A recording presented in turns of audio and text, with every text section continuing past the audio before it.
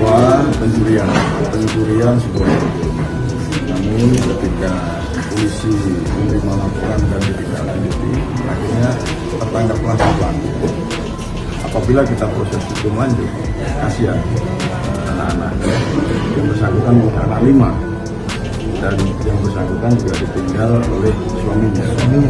Secara pribadi ingin membantu yang bersangkutan khususnya anak-anaknya untuk melanjutkan sekolahnya.